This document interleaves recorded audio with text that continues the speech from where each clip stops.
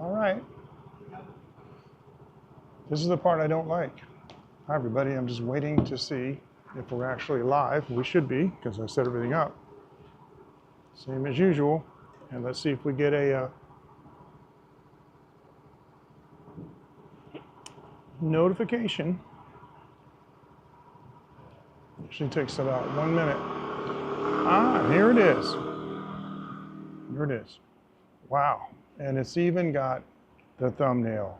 Holy smoke. How do you like that? I really like that. Boy, this Pocket 3 is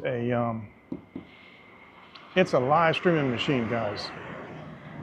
And I love it. All right, I am operating now in 720p mode.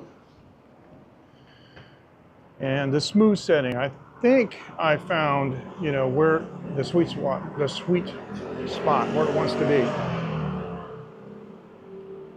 I've got the mic set on noise reduction. I have it clipped inside my shirt so it doesn't fall out. I was walking around in Gauchon with it clipped, with just the clip on the inside, and it fell out. So I flipped it around, the clip's on the outside and the body of the mic's on the inside. Man, oh man, that was pretty weird. Didn't even get a scratch. I think it must have landed on the dead cat. It was bizarre. I picked it up, it's perfect shape. All right, so how's everyone doing? You see my my thumbnail is a lunar image that I took tonight using a USB camera. And, I really don't know what I'm doing yet. I'll get it. But I used Sharp Cap, which is a astrophotography capture program. And trust me, I'm not going to turn this channel into an astrophotography channel. But that being said, it's really interesting. And my daughter really likes it. And last night, I showed her the Orion Nebula for the first time. She could really see it, see the cluster of stars and then the big gas cloud behind it. Wow, really phenomenal. That's, if you guys have never seen the Orion Nebula, and the Horsehead Nebula is in that area too, the famous Horsehead. Of course, it's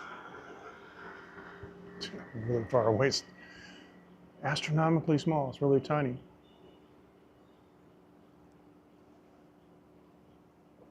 I'm so glad that humans have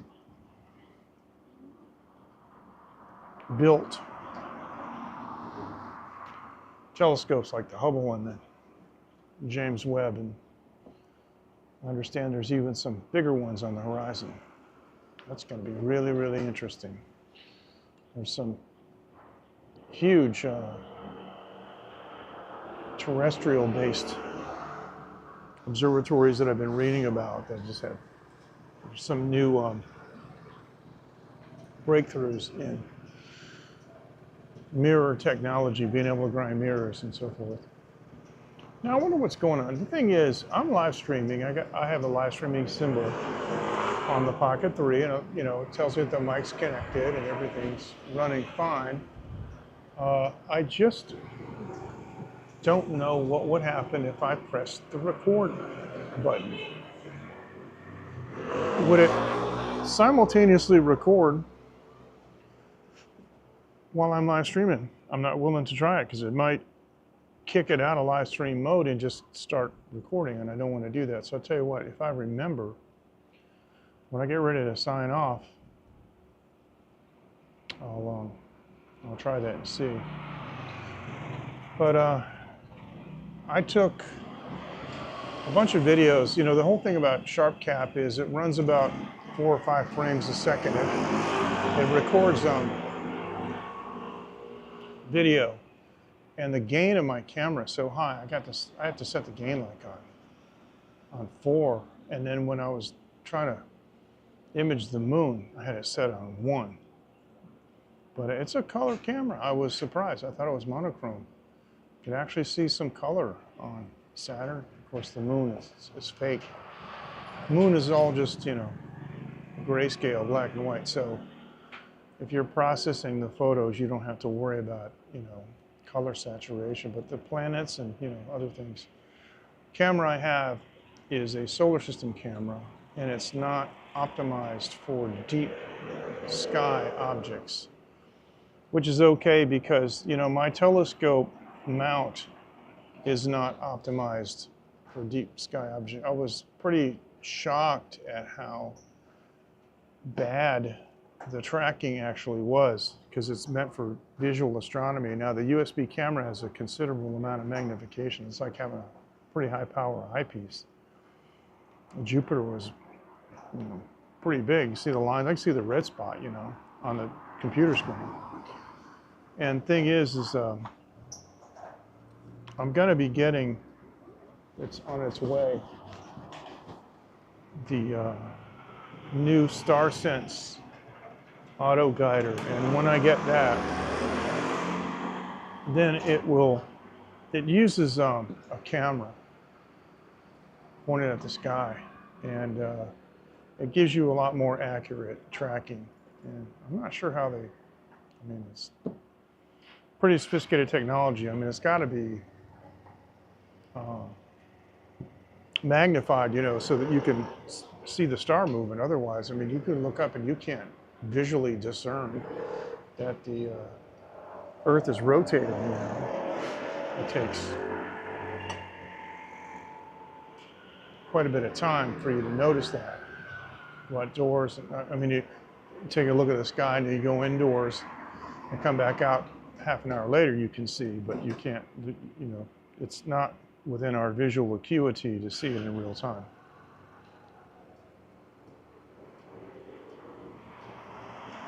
So we're back from Kaohsiung, and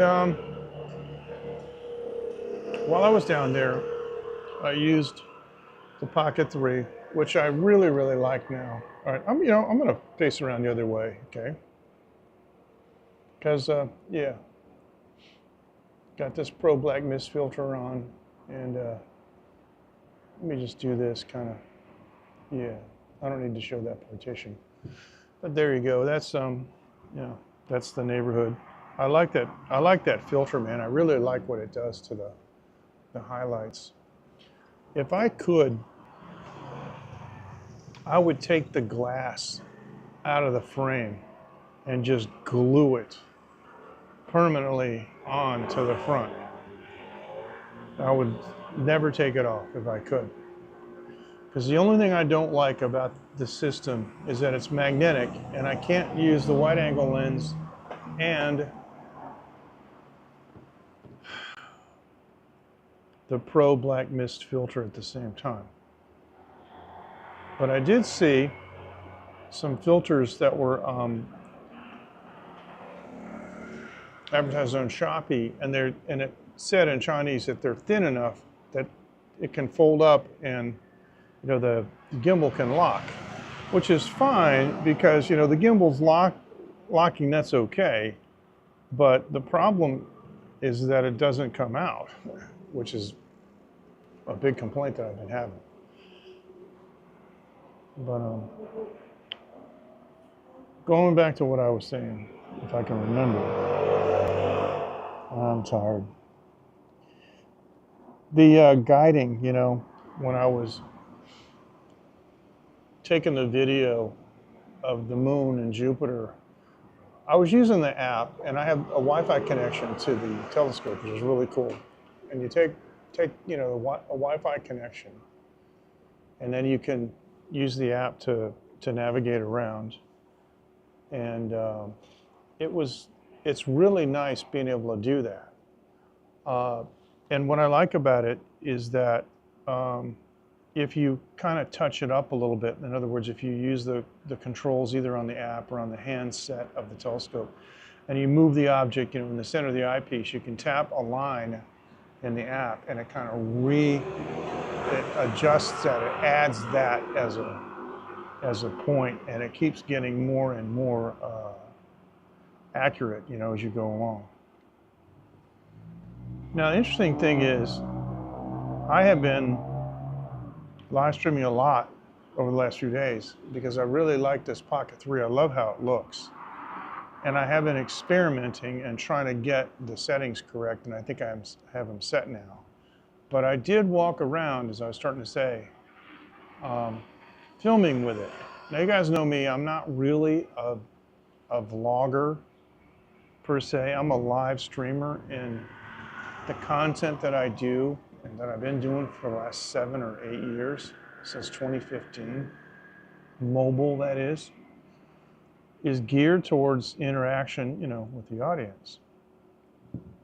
I'd go to somewhere like a night market or a market, or just sitting here at Jar Jar, talking and whatever people wanted to say or talk about. Yeah, I would go on that. That would be the topic for discussion.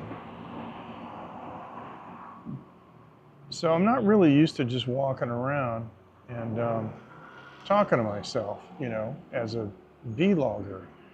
And I gotta tell you, man, it is not easy. It's not easy. People think it's easy, but it is not. The other thing too is I was wearing a mask because we have a couple of types of flu. I know somebody that got type A and type B. He's a young guy too, and it took him down for 9 days. He had a high fever for 3 days. Plus we got, the good old COVID still kicking around. And yeah, so I've been wearing a mask everywhere I've been going, like on the train, on the subway, and in the subway and on the high-speed rail. And a lot of people are still wearing masks in Taiwan. That's just something we've always done. It's not a big deal. Oh, hang on a second. This is going to get bad. I got to cover my ears.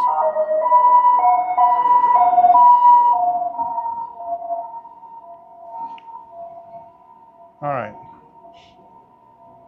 So the problem with vlogging is I don't want to be out in public talking full voice. I don't want to be on the train, like an idiot talking full voice. And actually,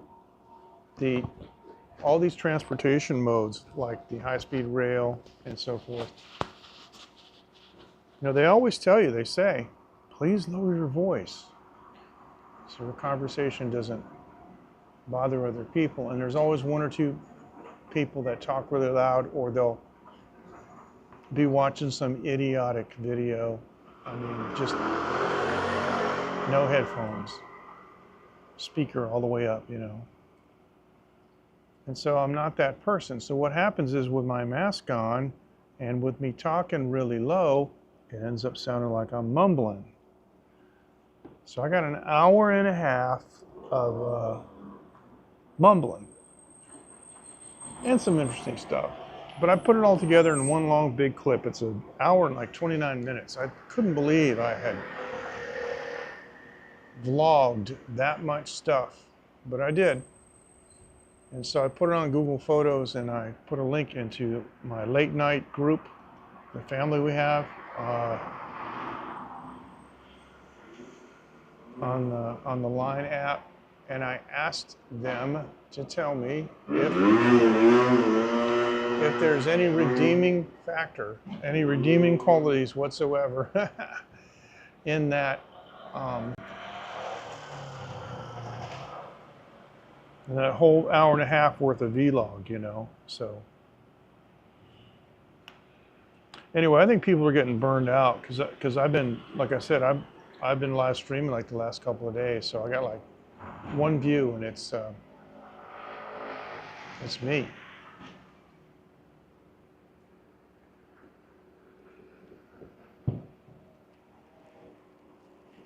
So far, though, I haven't seen any illegal stuff. Well, I've seen guys come around the corner on the left side of the road. That happened to me the other day, and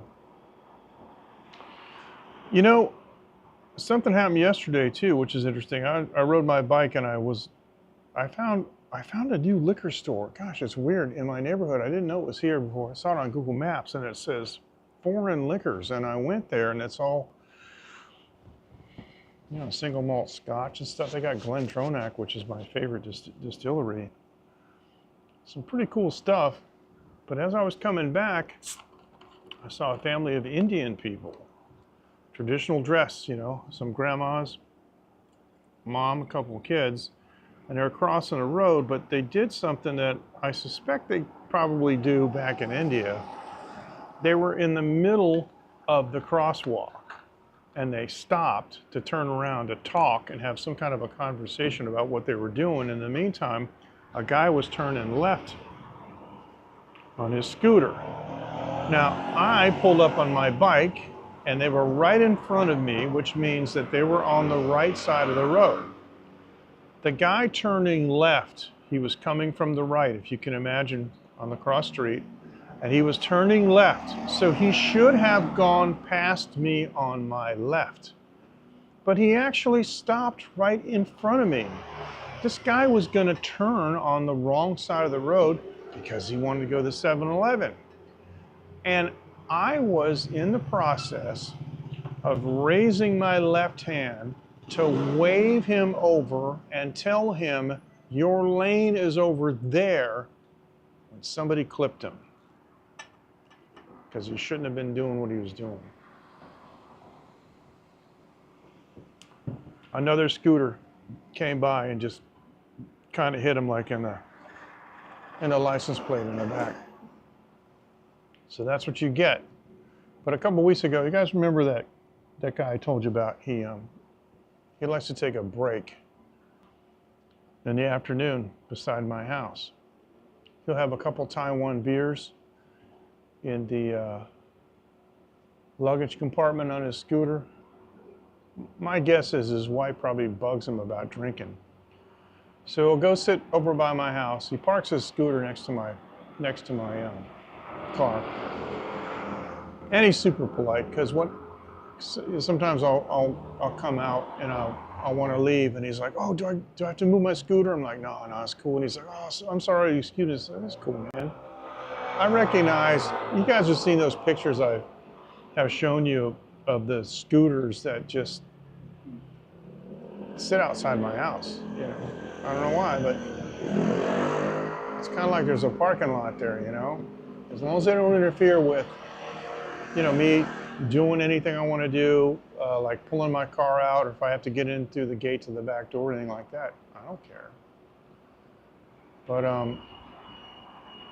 the other day, I was coming down my street,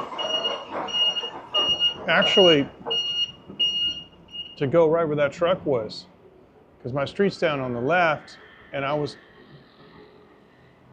coming from right over here, from that intersection right there, and that guy was on the wrong side of the road. And as I was coming around the corner, I was coming up to the corner, he basically confronted my car head on the left side of the road as I was on the right, and I'm waving to him, get out of the way, get out of the way. So what did he do? He went further to the left, and he passed me on the right going the wrong way. It's like, man, oh man, what's going on? I've seen so many YouTube videos. I've seen videos of people just, you know, they turn the corner and there's grandma, you know, no helmet, wrong side of the road. And, you know, she's probably got a gangster son who's going to look you up and, you know, give you trouble because you hit his mom or his grandmom or something.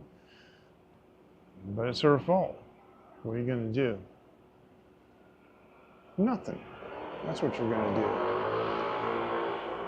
So I've joked with people before, when I catch them on the wrong side of the road, I'll speak to them in Japanese or Thai, because those countries, you know, they drive on the left.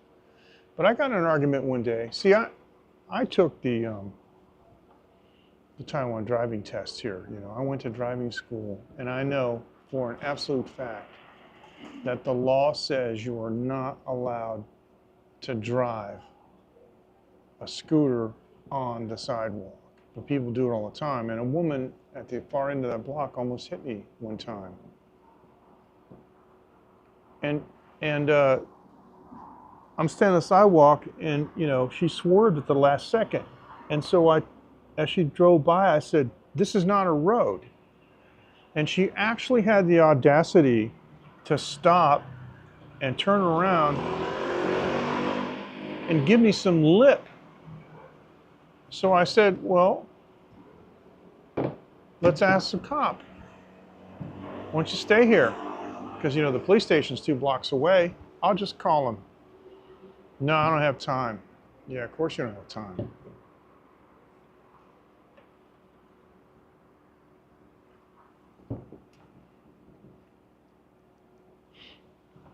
This is pretty interesting, though, because I don't think I've ever done a live stream this long without having any viewers at all. And I know I'm on because I'm watching it. Yeah, it's on the Real Taiwan. My as you might imagine, just because I have been live streaming more recently, my views have gone up, which is a good thing. Subscribers are still kind of low, but I've never been huge on subscribers. I had grandiose plans. It's already the middle of February. I had grandiose plans. You know, I'm using my e-ink tablet. You guys know about that. It's great. I wanted to show that to you. I haven't been able to. These heart palpitations, these premature ventricular contractions, you know, drop beats, heart stuff has been such a handicap. It's so debilitating, man. I just spent weeks just moping around the house. You know, I had started a new exercise program. It was great. I was out every morning, and then I started going behind my house because the weather started getting better. And I bought a pair of those exercise bands. They're made in Taiwan. Man, you know what? I never used those before. I used to use free weights, and I've got a universal machine in my house, you know, with cables and stuff. But I gotta tell you, those bands, man, and made in Taiwan, I hook it around something and I walk forward and I got a lot of tension and I'm like, whoa, that's a lot of pressure, you know? So I was feeling really good. I've been getting pains in my chest, but not cardiac pains, they're muscular pains. So I talked to my doctor about it and he said that's a pretty common thing and a lot of people mistake that for like angina or angina, but it's not. And you know, then I got hit with these palpitations and it just derailed everything. So, you know, all the videos I was going to do at JTS, you know, I had plans for doing a whole new series of videos for my studio channel because I do want to build that up and I do want to do more technical content. You know, I have a YouTube channel called Live Streaming Technology, and there isn't a single video on that, but it corresponds to the forum that I built a couple years ago called livestreaming.technology. Technology is the domain. And that's been getting a humongous amount of traffic, but not much participation. It's strange. I look at the bandwidth and I look at the number of views of the different topics, and they're high. I got some really great traffic coming off that site, but the problem is there's not too many people that are posting there.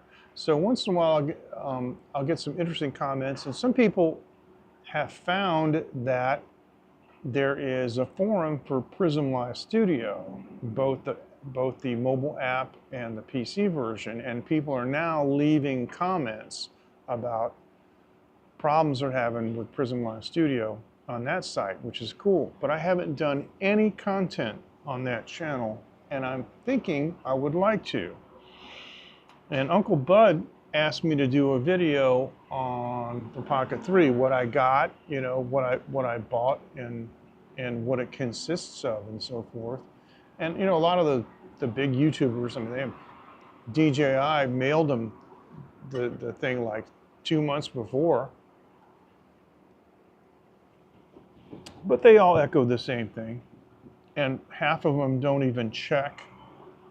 They just read the, you know, it's just an ad. They just read the functions. Like, you know what happened when I made that video about the firmware update, when I had independently discovered a problem with the audio. And a couple days later, I found some other guys, some really sharp audio engineers that I was reading their comments. These guys, they know what they're doing, okay? And they found a problem too. And apparently it's all over the DJI forums, and they fixed it now. But all the mainstream YouTube channels just repeated, you know, what the update was, and none of them tested it. Stupid. I mean, how can you talk about something like that without testing it? You know what I mean? It's just, I don't know. You might as well just say, this just in from DJI. They say this, you know, okay, you want to be a spokesperson, go ahead.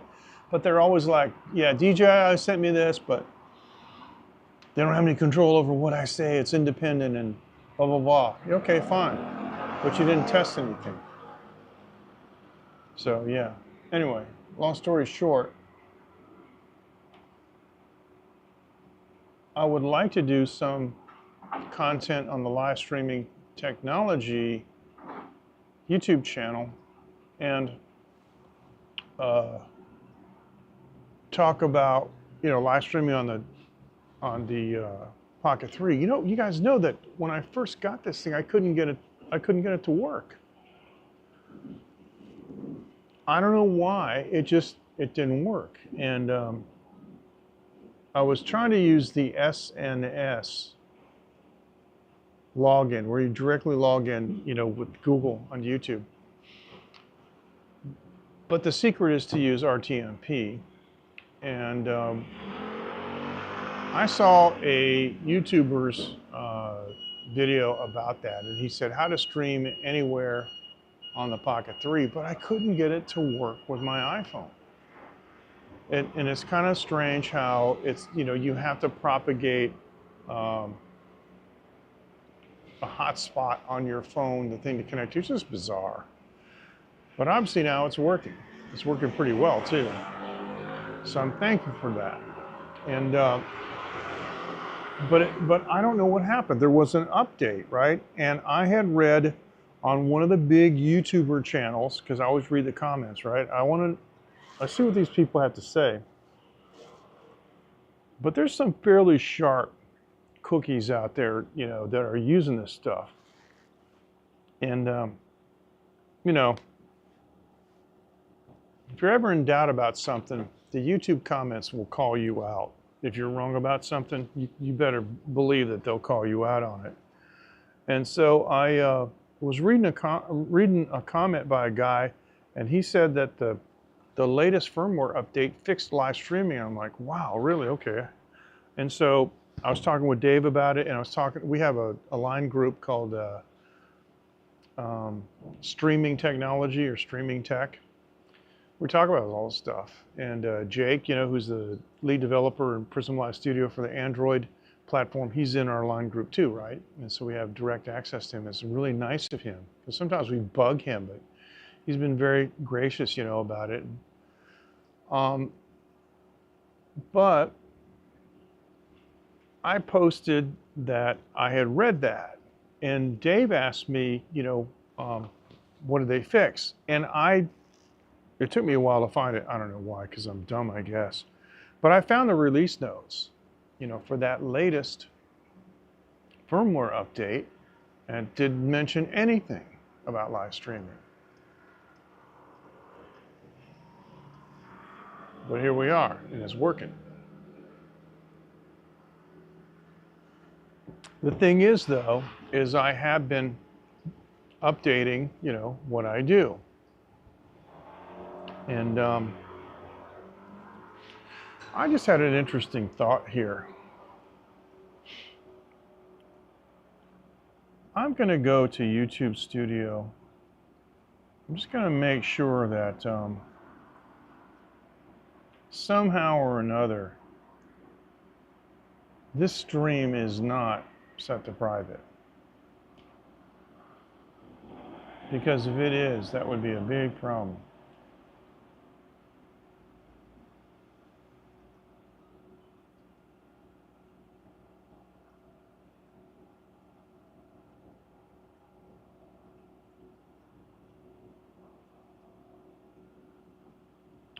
So, yep, so here we are. No, that's not the one. That's not the one. Oh, I want to go here to, hold on. Now, wait a minute. It can't be set to private. What am I talking about? Because I'm looking at it on my personal account. So, yeah, it's, no. Yeah. I don't know. I don't get it. One watching is just me. Well, maybe I'm losing my appeal. I guess it's a good thing I got a couple new hats, huh? They're just taking forever to get here because the stupid Chinese New Year. In fact, those other things that I bought, I was talking about the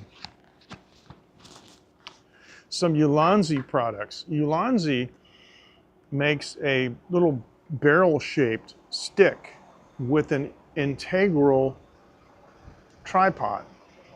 It's like a handle, you know, so you can put like a phone clamp on it, or you put whatever you want, like a GoPro on top of it. But it's a round handle with a tripod that sticks out. But it's a battery bank. I was like, man, I need that. That's so cool. I ordered that. And Ulanzi also makes a cage that goes around the body of the Pocket 3 and has a fold-out magnetic holder. It's like, holy cow. So not only can you set it and have it just sit down at an angle on a table without falling over, which is amazing, but you can just like stick it, like all these doors, all this stuff, it's all magnetic, you know, so you just stick it on something. It's great, because I've gone camping sometimes and wanted to, you know, to be able to do that. I've got a monkey tail. I know you guys have seen that. Insta360 makes a rubber covered, I guess it's probably aluminum wire, big thick aluminum wire. I had a really, really nice one with a machined, a CNC machined head on it with red anodizing, and I left it in a club down in Kaohsiung because I put my 360 camera on the mic stand and I forgot it. Never saw it again. But the monkey tail does the same thing. I keep the monkey tail in my bag because it just folds into a U shape. That hasn't even shipped out yet. I ordered that before Chinese New Year. And so I just found out today, finally the guy shipped that battery handle. And so I'll probably get that in 2 days, not tomorrow, but the day after. And that'll be cool. So I have the battery, they call it the battery handle, for this. I was checking if I press on the, I got 77% battery. It's pretty good. It says I've been broadcasting for what, 33 minutes, and I was at 100%. So it's at 77%. That's pretty darn good. You know, you can use this thing for a long time, and it's using Wi-Fi, so it's you know, it's burning up some energy. But the battery handle, it's really it's like having two internal batteries. It'll charge it, keep it topped off, but this thing charges really fast. If I take it back to the house, I plug it in, like 15 minutes later, it's just charged. Amazing. Battery handle too, really fast. But having the having that other Ulanzi battery handle, and then the Pocket 3 battery handle, and then the Pocket 3 on top, boy, you'd be able to go for hours and hours with that thing. And I just thought it was a really nice, smart way of making a battery bank.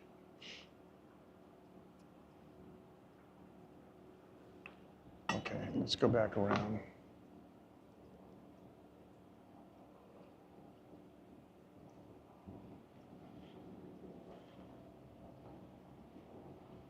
I'm just going to inch it over here. There we go. Actually, you can just grab this and move it. Yeah. This is actually getting embarrassing.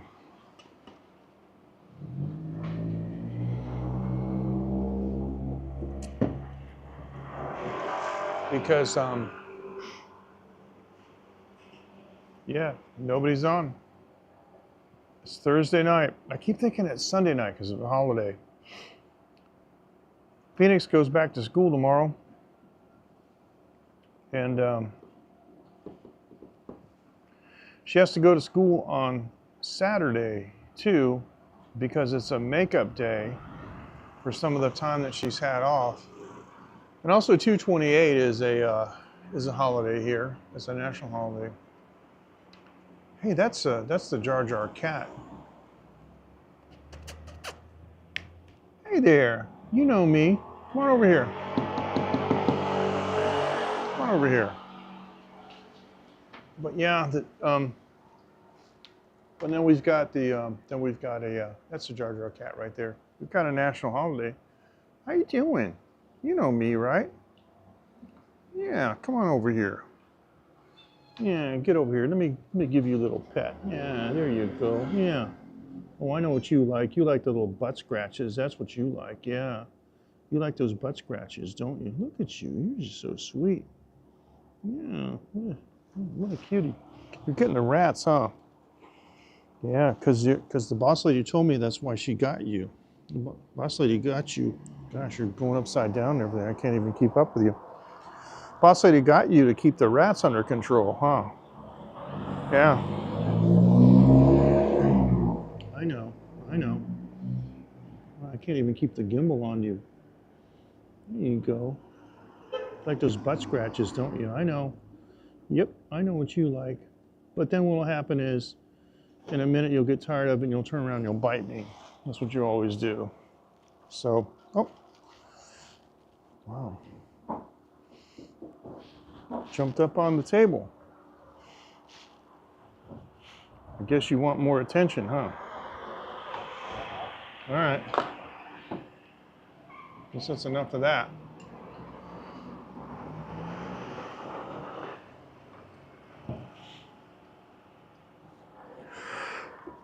Well, that was cute. A little bit of a diversion. Cat's rolling around on the ground. I'm not sure how clean that is, but yeah, come over where my hand is. I'll hang my hand down on off the bench, and you can. I don't have any food for you though. I felt your teeth for a second.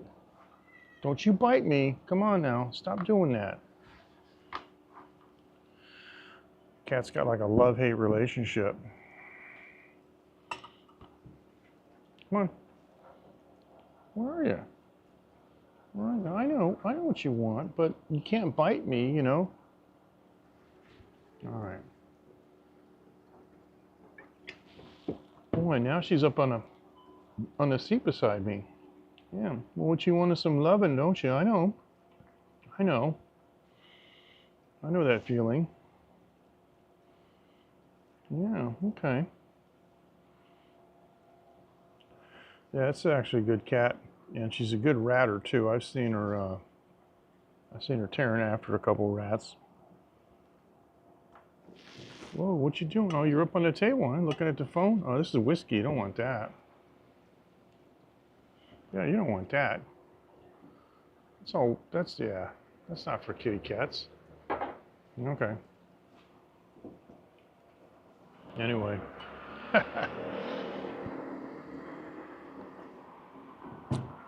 I guess everybody's burnt out on my live streams the last couple of days, and I totally understand that. I totally get that. Checking my mic, want to make sure I'm not covered up here.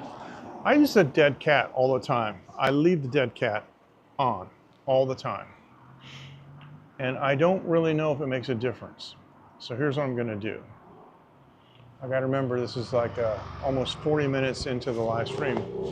Okay. Dead cat's off. Now it should be acoustically transparent, but who knows? But I've come to the conclusion, especially after my hour-and-a-half vlog down in Kaohsiung, I have a Relicart lavalier mic. It's a really nice lav.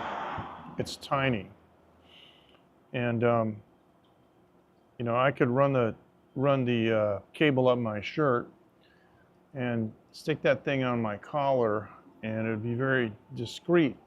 And I can plug it into the mic 2, which acts as a body pack transmitter, and that might actually be a lot clearer. I was thinking of sticking the lav inside my mask. No, I don't think I'll do that, but all right, so this is no dead cat, but I do have the noise reduction on. I don't think, now this is really interesting. There are many different kinds of noise reduction schemes. And some of the noise reduction schemes that I've heard are just terrible, absolutely horrible. The DJI is very smart, and the noise reduction scheme that they use is very effective, and it sounds great. I haven't noticed a loss of fidelity at all. It's very clear. So I don't think that by having the noise reduction on, it's adversely affecting my audio. But what I did in DaVinci Resolve, when I put all the clips together,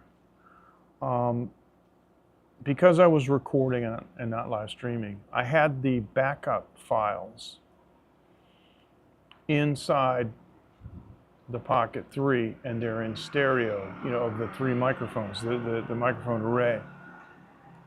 And I had the video itself, which is mono, and it takes its audio from, you know, the mic 2. So what I did was I just brought those tracks into the project and had them synchronized. But I had to jack up, you know, the audio. One of the I actually high pass filtered it at about 100 hertz, 150 hertz, I forget. Kind of roll off the, you know, the low end, and I jacked, you know, for intelligibility about 2.5K, which is, you know, pretty much where you want to be, between 2.5 and 3.5K, depending on the person. I jacked it up about 4 or 5 dB to give it a little more crispiness on the mic, on the mic 2 track. And then I brought in the ambience, and I brought the ambience in probably down about 4 dB. So you can hear stereo ambience. You can hear the, you know, like the cars and the people all around and things. It just sounds pretty good. I'm quite impressed with it. And of course, I'm in my studio, so I'm listening to it on Atom monitors. You know, they're superb. I think I got a pretty good balance with it. But I was really disappointed in how muffled it was. And the other thing too is I don't know how, I don't know why, but some of my settings got changed, because I always record 32-bit float because it gives me so much headroom. And lo and behold, no. There's also some kind of safety backup setting that you can have on the mic 2, but that's the mic 2 pack, you know, with the receiver, you know, the actual 2 microphones in the case thing, which I also have. And that enables a safety copy that's, I forget how many dB down, in case you're in like a loud environment. But my Zoom does that too. A lot of recorders do that, where you'll have the main track will be at whatever nominal setting that you set it at for gain, you know, including compression and all that. But then the other track might be recorded at -6 or -8 or something. Some of them are configurable. That's just in case you've got some transient, you know, there's a jet goes overhead or something and obliterates the audio, then you've got something that's not so hot that you can drop in. Whoops, speaking of dropping in, that was my phone. I'm using the Skin Arma stand. It's very convenient for this application. And my Skin Arma battery bank, MagSafe battery bank that charges the iPhone, also has a kickstand on it too. So I can have the phone kind of sitting upright and be looking for comments, of which there are none. There are no comments at all. So what I'm going to do is I'm going to make a comment as MJ Klein. Hello, everyone.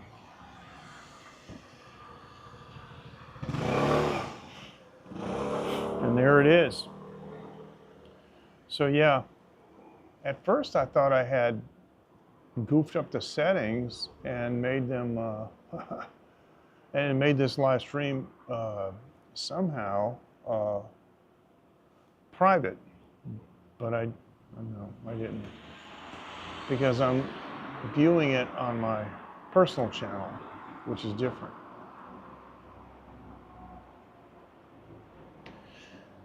But I have to admit, not having any interaction is a little bit boring. But I got to tell you, when I was a national talk show host, sometimes I would cover topics that were kind of heavy, which I'm not doing right now. But people were listening, and they didn't want to call. They didn't want to call in, and they didn't want to interrupt me. But I remember one time I had a guest on. Oh, this is something that I was thinking about just the other day. A lot of these YouTube channels, you know, they get kind of big. They got a lot of followers, and they have companies that just give them products, you know, and they review them, right? They review these products, and they get to keep them, right? What I found out was, when I had a national talk show, this is bad. If there's a piece of equipment that I wanted, I'd call the company and tell them to send me one, and I'd review it on my national talk show, and they did. Let me tell you about the state of the art of what that was back then. And this is embarrassing, because I had the president of the company on the air with me talking about his product, and nobody called. Nobody asked any questions. In retrospect, I should have asked one of my friends to call in and ask a relevant question, but that's not how I operate, and I don't think that way. But I should have done it just to save not me, but him embarrassment. But here's the thing that he sent me. It was a company called Connex. You know, that's kind of a play on the word Connex. And it was, I forget the name of the product. The Connex connector, Connex adapter. I don't know what it was. It was a device. All right, here's the thing. If you're a business person and you're traveling around the world, you know, and you're using hotels, hotel phone systems are digital. You know, you got to dial 9 to get out and everything. That gives you a regular phone line. But the problem is the wire going from the jack to the phone it's digital. The phone systems are all digital. It's only audio at the handset. This has been this way for a long time. So this is in the, you know, mid to early 90s. It's been that way, you know, since then. So the Connex connector enabled you to take your handset from your hotel phone. Hey, Dave, how's it going? Fist bump. All right, good to see you. All right, man. We are 49 minutes into the live stream. First comment. Thanks so much. Thanks for saving the show. So the Connex connector enabled you to take the handset from the hotel phone and disconnect the wire, plug it into the Connex connector, and the Connex connector had a jumper on it that you would put into the handset, and that enabled you to hook a fax machine up to the Connex connector. There's a lot of people in those days traveled with either a small, believe it or not, portable fax machine, or more than likely they had a notebook, a laptop computer with Microsoft fax, and they had a small printer. See, I even had, in those days, I had, believe it or not, a miniature Canon battery-powered bubble jet printer. One of the coolest things I ever did in my life is I was at a remote site, like at a transmitter site in the middle of nowhere with a client. And I got my laptop computer and that battery-powered printer, and I printed an invoice for that customer on the hood of my car and just gave it to him. That was pretty cool. So the Connex connector was something that enabled business people to send faxes. I guess we don't do faxes anymore like we used to, but everything's email. But there still are uses, you know, for facsimiles. And I actually have, you know, a U.S. North America toll-free fax number for my clients. And I got to tell you, there's something about that, the convenience of it, especially if you know, sign your name on it. You can see that there's a signature and all that. Of course, they've got DigiSign and all that stuff nowadays, but yeah. So, you know, they came out with the 28K modem. So I call it, I forget what it was, Zycel. Zycel gave me a 16.8. That thing was flying at those days because I had a BBS. I can't remember all the companies that gave me products to review, but I've decided that no matter what happens, I just personally don't want to be a review channel. Even with my studio, I mean, I will review stuff, and I do want to do some reviews, but it's the stuff that I want to review and things that I want to talk about. And I want to talk about them from maybe a slightly different angle and different, I mean, not just repeating, you know, like the company brochure, that kind of stuff, but some real world examples of how to use devices or whatever. But there, you know, there's some studio, like White Sea. I've been very disappointed. I actually stopped following him because it's like, you know, okay, this week we're going to check out this plugin. It's like another damn plugin. What the heck is going on? Everything's plugins and audio. Doesn't anybody sing anymore? I mean, can you play guitar? It's all these plugins. And, you know, even me, sometimes my plugin collection, I look at it as, oh, this is out of control. I've actually deleted plugins because I'm just like, this is ridiculous. I got too many of them. So I don't want to get into that, and I really don't want to be like, you know, the DJI boy. They're coming out with a new action camera, so they send me one. No thanks. Don't want to do that. So, but I will admit that having a national talk show in the early 90s did enable me to score some pretty cool stuff back then. Yeah, that was fun. I don't know how that would work today, though. Hey, how's it going? My name's MJ Klein. I'm a big YouTuber. They'd probably go, yeah, and everybody else. Well, when I call them and said, hi, this is MJ Klein. I'm a national talk show host on the Talk America Radio Network. Of course, that network is defunct. As John Cronin, the president, died, and it was sold to, I think the largest network bought them out. But when you say, yeah, I'm a national talk show host, then it's like, oh, let me put you in touch with our PR manager or vice president or whatever, you know. And that was cool. Because I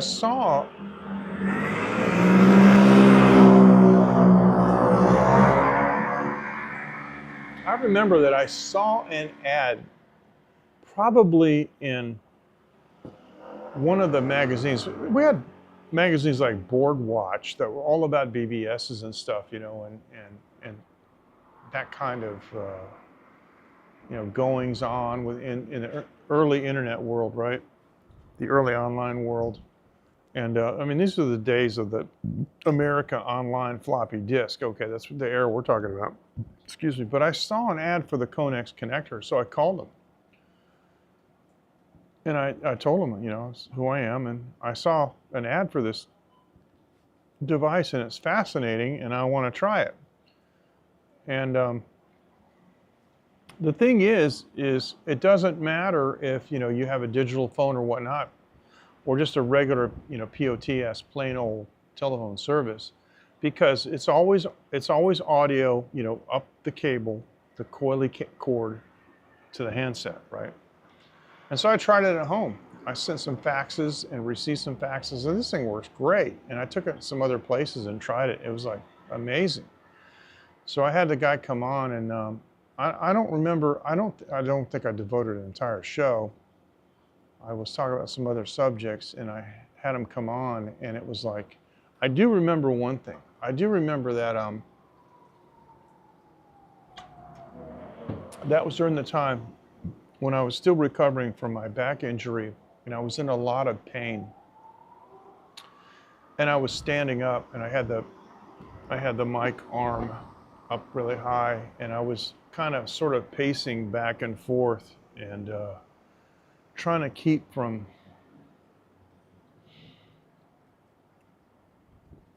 wincing and grimacing in pain, you know, audibly. But it was, the other thing too is, I don't know if you ever run into this. Well, that was a stupid thing to say. How many of you are talk show hosts? Have you ever done a talk show and run out of stuff to say? Run out of things to say? Remember, I saw Stu Taylor do a complete hour show with nothing but the newspaper. But there's a guy named Rob Swindell who did, he wrote a BBS program called Synchronet. It was amazing BBS software because the front end could emulate different other kinds of BBS services, right? And years later, I found Rob Swindell on Flickr. It's pretty interesting. But he's in California. And I had arranged to have him on the show. And the week before, I said, you know, next week we're going to have Ron Swindell. He's going to join us from California. He's going to talk about the Synchronet BBS, because my show was called Modem Mania, believe it or not. It was all about interconnectivity before the internet, you know, BBS to BBS communications and the hobbies. I used to pay a guy named Jim, and I paid him a certain amount of money every week to do a review. And boy, let me tell you, you know, if you can pay somebody, it doesn't have to be a lot of money, but you pay somebody to bring some outside content to what you do, it makes a big difference. And so Jim, his job was to read the magazines, look on Usenet or whatever it was, you know, even IRC or whatever limited things were available on civilian internet at that time. Find an interesting bulletin board, go in and explore it. Thing of it is, it could be anywhere in the US and it might cost him money, but that's why I paid him. You know, I paid him a certain fee, which, you know, that paid for his telephone, you know, bill, and also, you know, some pocket money, right? And so he would call in, and I'd have him on the phone, and he would talk about this BBS and stuff, and it was great. And we did it completely oblivious. I mean, the BBSs that he was reviewing, nobody ever knew anything about it, you know, it was great. And so that was a real big value add, for the show. I like that a lot. But I had Rob Swindell on, and the week before, I said he was going to, the creator of the Synchronet BBS, and lo and behold,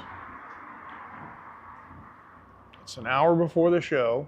I'm at the studio. My producer starts calling him, and he's not answering. And it's a half an hour before the show. My producer's calling, he's not answering, all the way down to 5 minutes, and I started the show, and I couldn't contact him. So it's kind of like, I'm talking, and you hear the talk back, and I'm like, Mike, it's my producer, Mike, do we have Rob with us yet? And you hear filtered, no, I can't find him yet. He's not answering the phone. So, okay, great. So the cardinal rule is always have a backup. And I got a hold of Rob later in the week, and I said, hey man, I know something must have happened. And he was like, oh my God, oh, I forgot completely about it. I'm so sorry. I said, hey, look, it happens. Can you do it next week? Next Sunday? He's like, yeah, no problem, man, no problem. I said, okay. And he didn't forget, because he got really, upset with himself. He wasn't too happy that he forgot that. But had him on, and it was a great show. But what do you do when your guest doesn't show up? You can't go, okay, ladies and gentlemen, well, we're gonna play elevator music for 55 minutes because our guest isn't with us. You can't do that. And yeah, so I always brought articles with me. Boardwatch magazine was one of them. I would bring relevant, like, newspaper articles and other magazines. So yeah, I'm good at filling in like that. Yeah. Well, Dave, thank you. And the thing is, right, is watching me do live streams, now you know where that comes from, because I've had that kind of pressure. You crack the mic, and there's 6 million people in the Boston area, and you're on a 50,000 watt radio station, but you're also on 10 other radio stations around the country. There's probably 10 million people listening, and so you don't want to bomb. So instead of 10 million people, I got like 10 people. That's okay, but I still don't want to bomb. But yeah. But Stu Taylor, this is funny, because when we were building the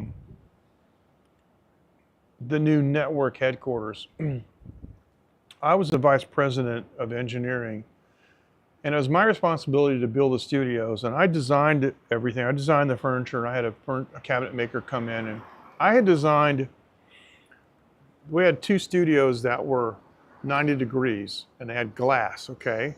And I designed a console system that was at a 45-degree angle so the engineer could look in either studio and put either studio on the air. And the way the console was is that the desk bent around the side, and that was the equipment rack. It was actually quite beautiful, and I hired a really, really good cabinet maker that I knew, and he did like a powder blue Formica top on it. This thing was smoking. So I was responsible for all that stuff. And it was a really good learning experience for me to not only be like a talk show host that had to use the equipment, but to also have the power to make the changes to the studio that needed to be made, from the standpoint of the show host. And man, as a result, the other hosts, man, they loved me because, like, yeah, he's not just, he doesn't just like do the wiring and stuff. The guy's on the air, so he knows what we need. And they would talk about a simple little thing like a cough switch. You know, I don't know if you know what that is, but it is literally a kill switch, and it usually says on the console. Usually, there's always a small console, you know, in the what they call the talents. Always funny. They call the on-air person the talent, but you know, a guy wants to you just press the button. It doesn't go out on the air.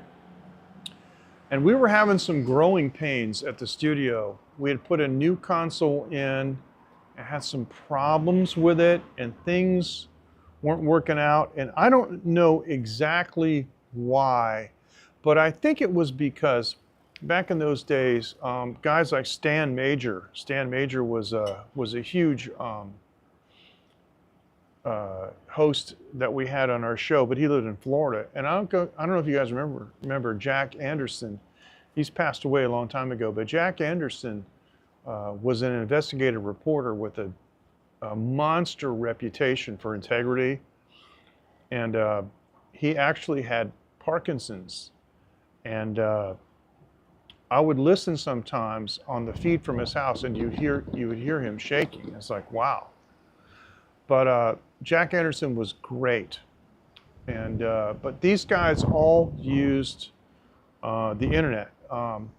We used a protocol called Switched 56. It was 56K. It was half of an ISDN. So nowadays, like, you know, my VDSL modem here, you know, in Huco is like 3 T3 lines that we would have years ago. And I remember I had an ISDN at my house, and I thought I was kicking ass and taking names. But this, the Switch 56 was half of that, but it's only for audio. But sometimes the lines would go down. The lines would go down. It was terrible. And so what happens is when you're at the network headquarters and you can't get the signal into the studio, it can't go out to the network. So I think Stu Taylor, you can look him up if you want. He's a consummate professional. He actually introduced me to Rico Petrocelli from the Boston Red Sox, famous ball player. Now, I don't know much about baseball, but I met Rico. I met him a couple of times. What a gentleman! And I met him at Talk America, and Stu introduced me. And he said, Rico asked me, you know, am I a big baseball fan? I said, no offense, but not really.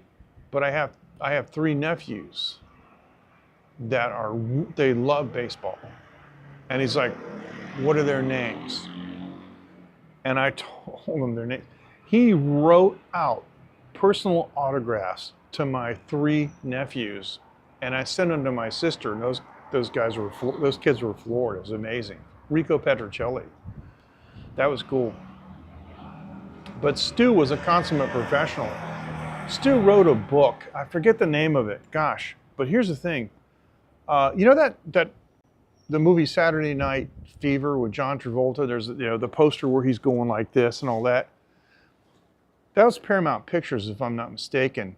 But Stu Stu always said to shoot high. He wrote a book about this, Shoot High, and I read his book. It was great. Okay, don't quote me. I think it's called Turning Fads, F-A-D-S, Fads into Fortune. He was always good at that, fad marketing. That guy could he would make a couple $1 million off a fad, but see the end and get out before he crashed. And he got the distribution deal for that poster. But what he did was, in the book, he talks about how he went out of the room with his partner and he said, okay, I'm going to go back in there and I'm going to convince them to give me the national distribution, not just the regional distribution. And Paramount Pictures said, we don't do that. Why would we do that? And he said, because of this, because of that, because of that. But the main thing was, he says, you'll be dealing with one guy for the entire country, and it's me, and you know me, and you trust me. And they gave it to him, and he did it. But he knew when to get out. So it's pretty amazing guy. And he came in, we had some kind of a situation where we didn't have any program. I don't remember why. Gosh, we're talking 1993. So pardon me, but he took a newspaper and did an hour show. It's kind of like the Seinfeld thing. It's a show about nothing. He just talked for an hour. But it was engaging. It was amazing. The guy's fantastic. But there were some political problems, and I ended up getting, politically assassinated. And it's unfortunate because years later I tried to contact him, but he ignored me. So I understand, Stu, it's not your fault. But I didn't do anything wrong. You guys know me. But yeah, that's how it is, man. And you work hard, and I went in at 2, 3, 4 in the morning. We had a guy named Tom Starr. Wasn't his real name. Tom is dead now. Tom Starr was a wheeler dealer. He had all these connections, but he was not trustworthy. I told him one day, I said, how come you're not the biggest guy in Boston radio? And he didn't say anything. I said, you've got all these connections. You got all these people. And the thing is, it's really true. If we had a piece of equipment blow up, he'd call somebody on the phone, and 30 minutes later, somebody would deliver it. But then he wouldn't pay him. This kind of stuff, right? So I said to him, why aren't you the biggest guy in radio? You've got all these connections and stuff. And he didn't say anything. And I said, it's because you lack integrity. And he looked at me and he said, you're right. And I said, fix it. Fix that. And you'll be the biggest guy in radio. And he never did.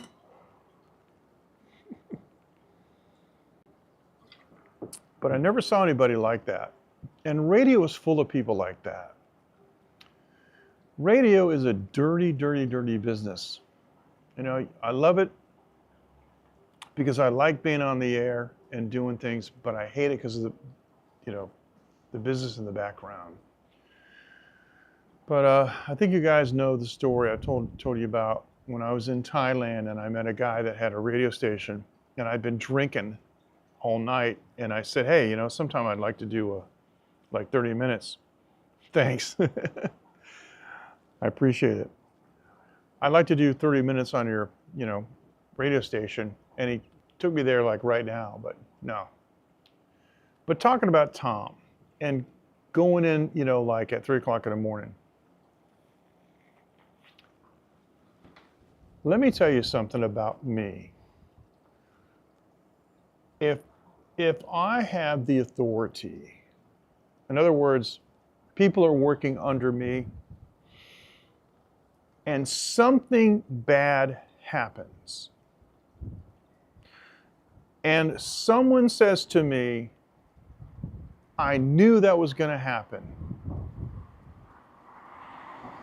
the next words out of my mouth are, you're fired.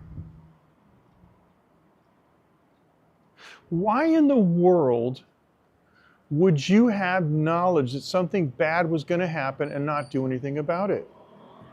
And Tom Starr did that.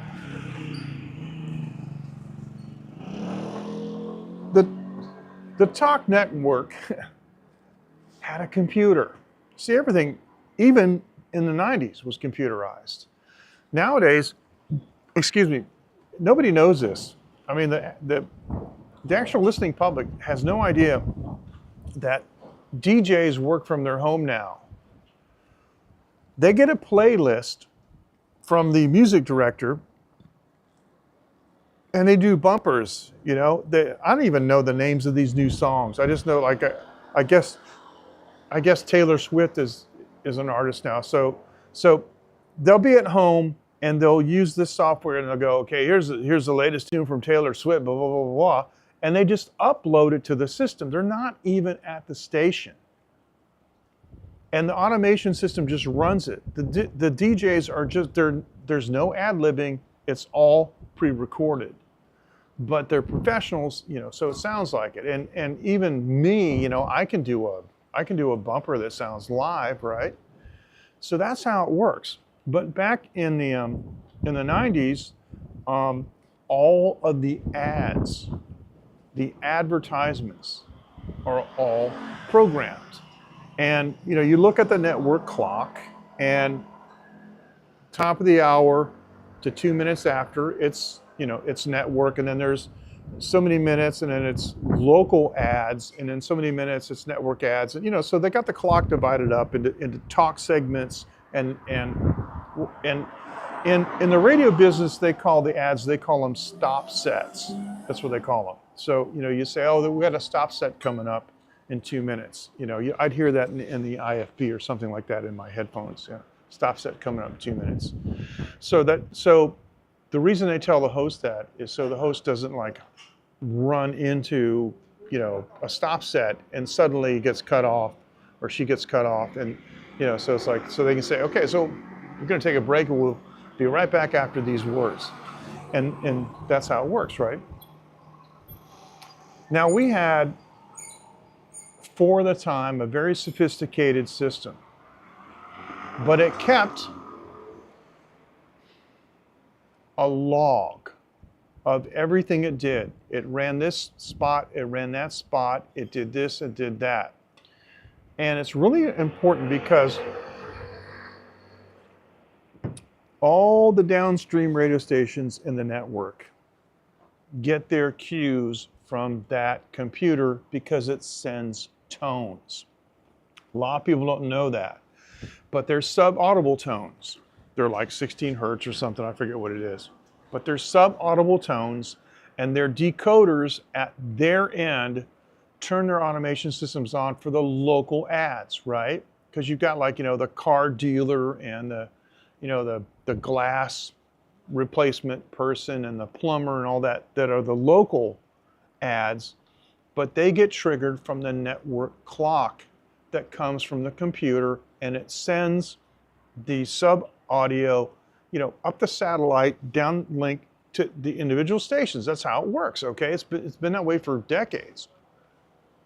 I get a call. I get woken up, 3 o'clock in the morning. The network computer's down. Okay, I drove in frantically. 25 minutes I come in there, I go,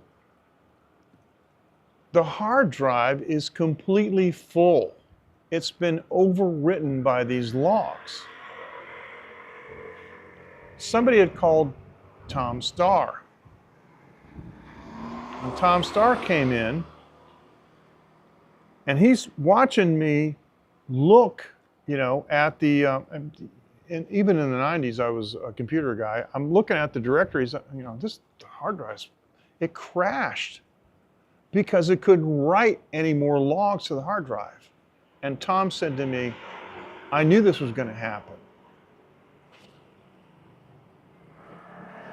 And I turned to him and I said, you know, Tom, it's a good thing that you're on the same level that I am.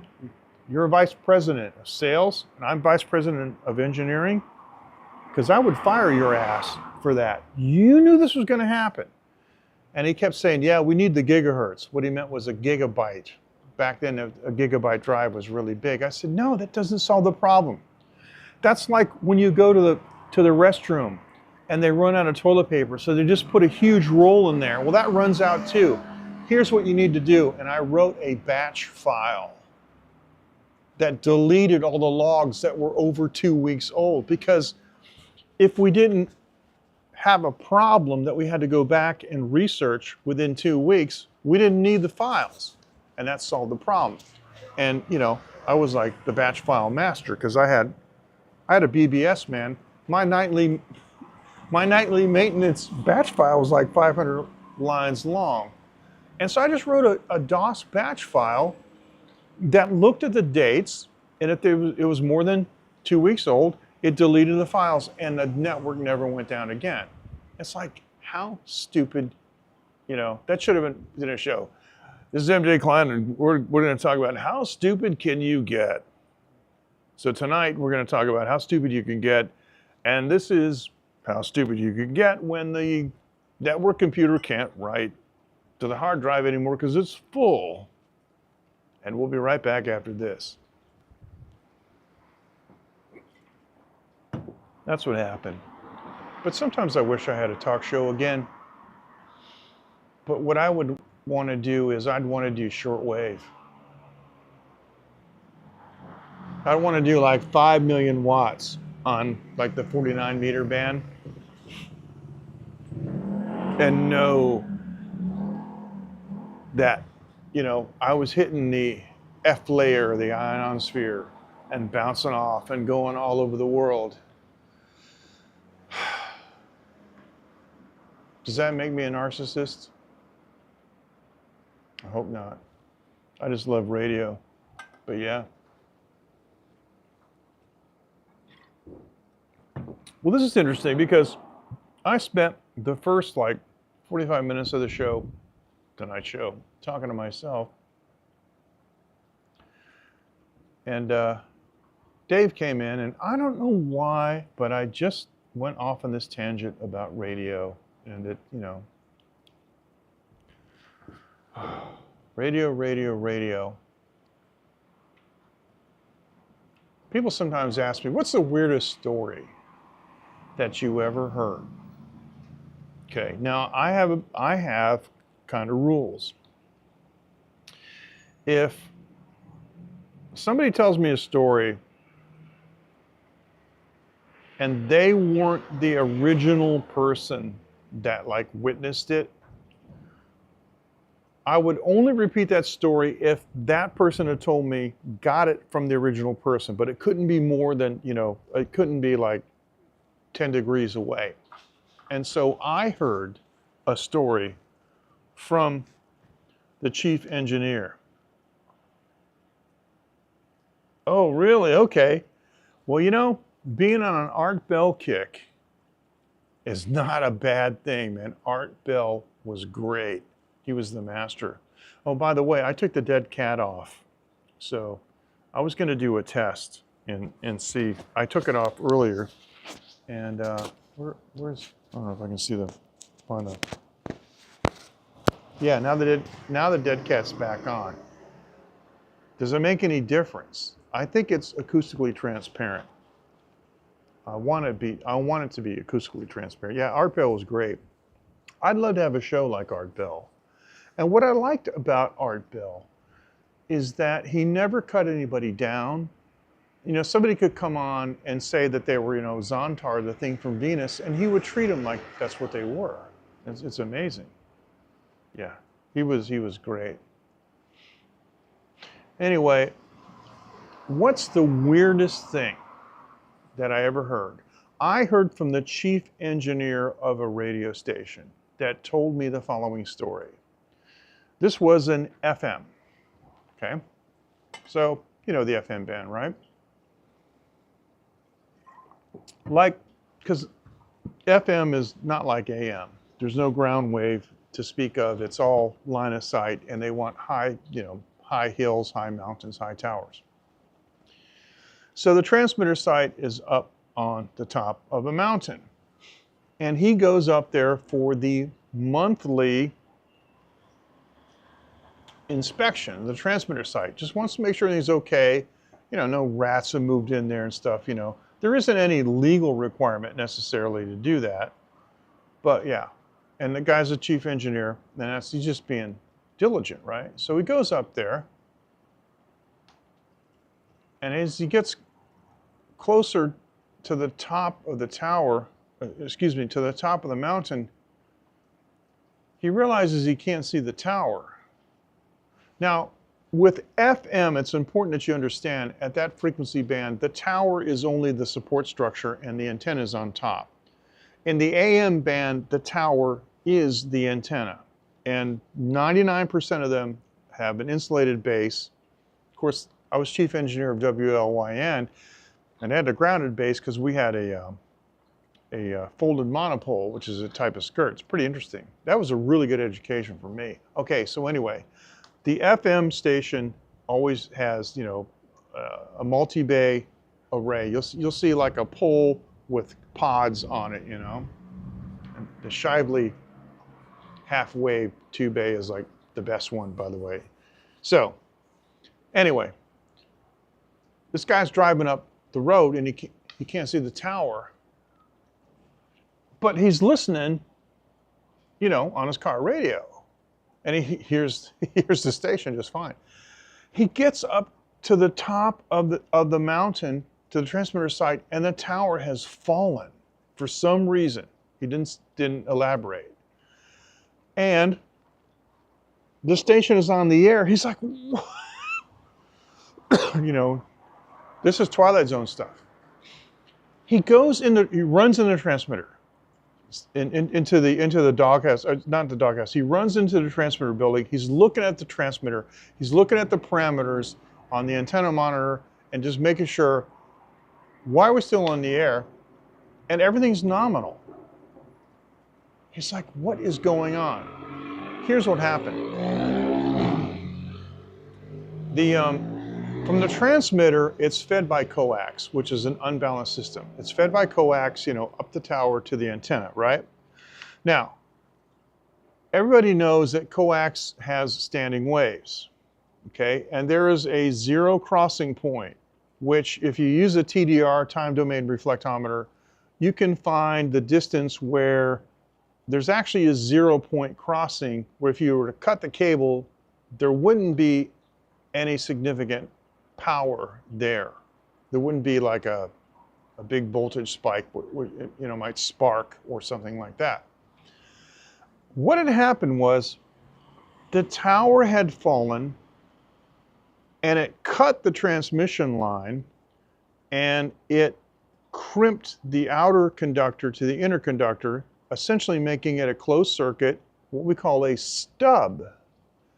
But the stub just happened to be at a zero crossing point, and so it was also resonant at the frequency of interest. So then the whole piece of coax coming out of the transmitter building was actually radiating RF and had become the antenna. And a lot of ham radio operators do that. They'll tie the braid and the center conductor together, because what it is there is an inductive but also a capacitive component, because there's a dielectric, you know, that the center conductor sits in, and when those things cancel out, I mean, it's all about math, and you can actually have an antenna out of a piece of coax with the ends shorted, right? And so this is what happened. Basically, they had a city-grade signal over the city of license with the antenna and the tower laying on the ground and the end of the coax buried in snow. He immediately called the station manager. Oh, we got to get this fixed. We got to get this fixed. It's going to take weeks. We got to get a tower crew out here. They got to put the tower back up. The antenna may be damaged. I got to assess it. This is going to cost a lot of money. And it was during the Christmas holiday, and the guy told me, this is the hook. The engineer told me that the manager asked him, could they wait until after Christmas, because the station was fully booked with ads. So they're basically radiating into a snowbank, but nobody noticed. because they had a city grade signal, which if you ask me,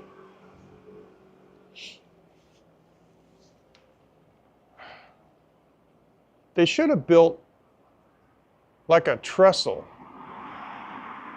and just radiated it from a stub and not put the tower back up and all that expense if they had a city grade signal.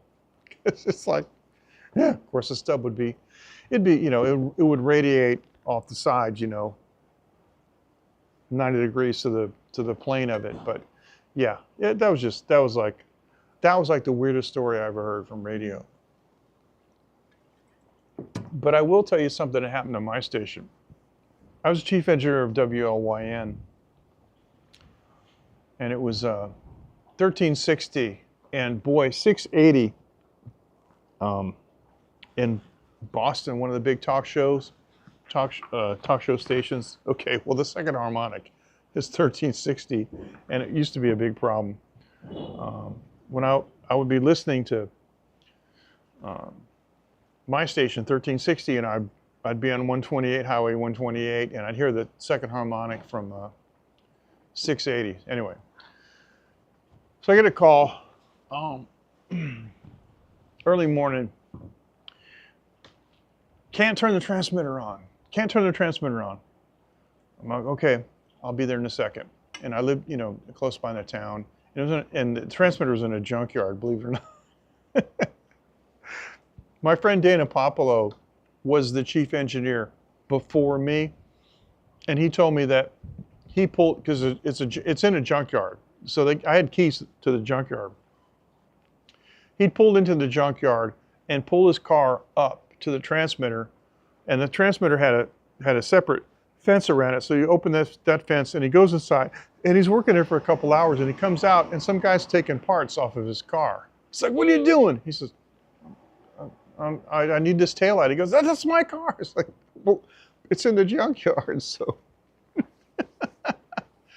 So anyway, I get to the transmitter site, and I'm looking inside the transmitter, and I'm looking around. I can't find anything wrong. And I try to start the transmitter, sure enough, bam, it's not, you know. So I said, okay, there must be a problem in the doghouse. Now, the doghouse is a little building that sits at the base of the tower. That's where the matching network is, because, you know, it's always fed by coax, 50 ohms. You got to match it to whatever the driving impedance is of the tower. And we have this really interesting design called a folded monopole, where the tower is grounded. So it's actually safe if you're on the ground to touch the tower. But as you climb up higher, the potential goes up. Anyway, but where the coax comes into the network, you've got the full output of the transmitter. So I walk up to the doghouse, and I open the padlock, and I open up, and I smell burnt hair. And I look, and I'm like, oh, there's a raccoon. And the raccoon is like, what happened? Oh, you know what happened? I covered my face and it lost me. I'm gonna get up there. I like that. The raccoon his body is sitting, oh, I know what's going on. I think I'm losing power. Hold on here, hang on. Oh yeah, hold on. I'm gonna put this on. Stay with me. Don't go anywhere. Stay with me. Don't go anywhere, guys. We'll be right back. Take this off. Put this on. Yeah, there we go. All right. Fantastic. That's that battery. That's that battery handle I was telling you about. Boy, that just saved me from going off the air. So the raccoon was sitting at the terminal from the coax into the matching network, and every time they tried to turn on the transmitter, he got blasted. What happened was there was a square hole, in the side of the doghouse, and the coax went out over to the transmitter, and he had shimmied on this I don't know why he went to the doghouse. There's no food there or nothing, right? But he had shimmied there. I thought he was dead. I didn't know what to do. I got like, this was WLYN is near the it's in I forget the name of it, but anyway, it's all these transmitter sites are like in a wetlands or something, or swamps, right? Because that's what they do. I mean, that's, you know, because they want the ground connectivity, right?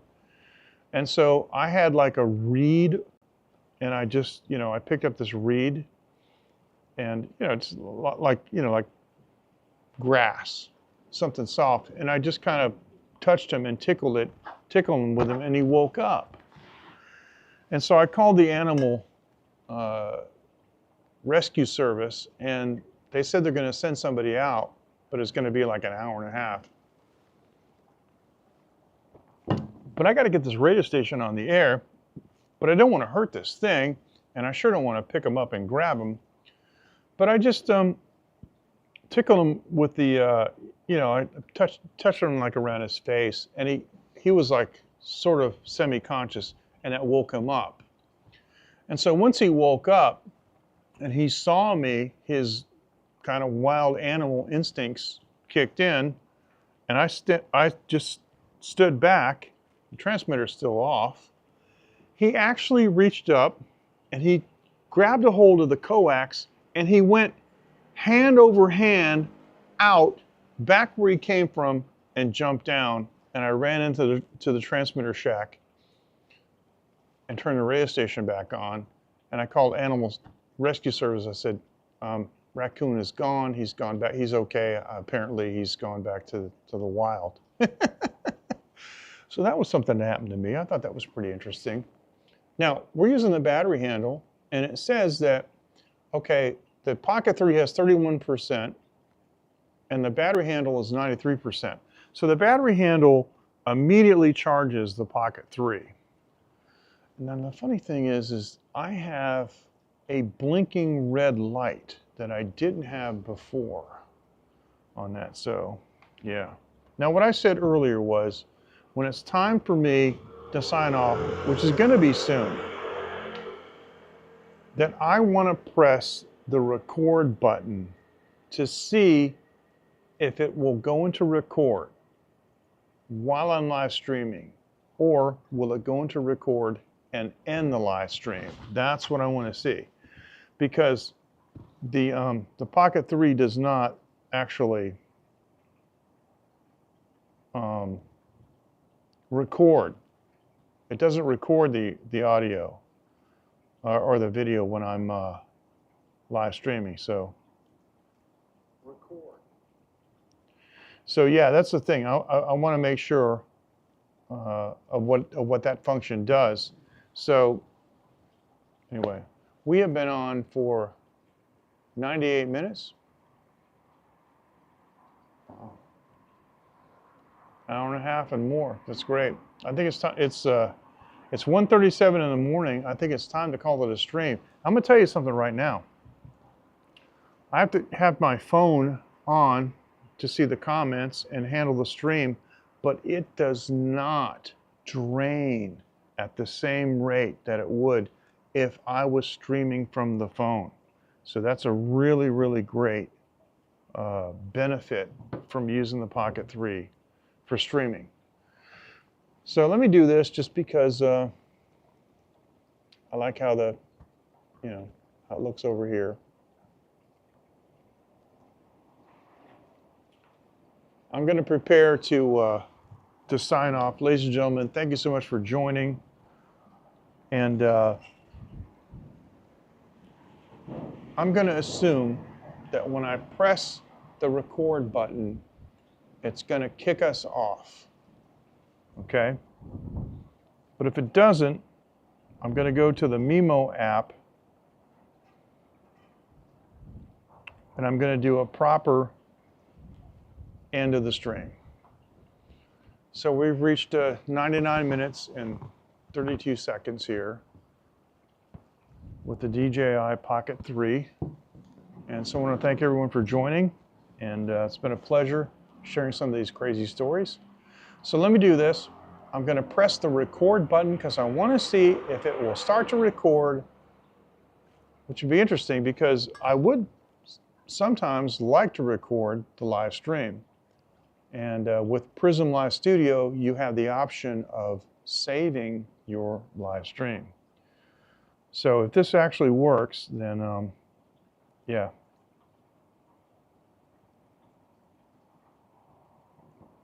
If this works, that could be a really good feature to have. So I'm going to press the record button, and if this kills a live stream, then I'm going to say good night. And if it doesn't, wow, I'm going to learn something. Ready? Here we go. Ready? 3, 2, 1.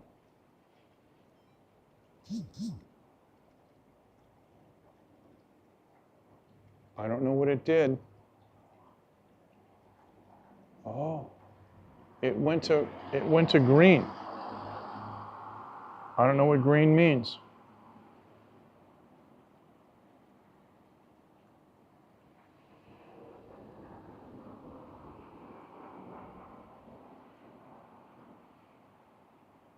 I don't know what green means. While I'm live streaming,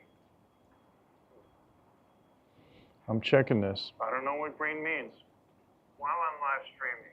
I guess we're still on. Haha. Okay.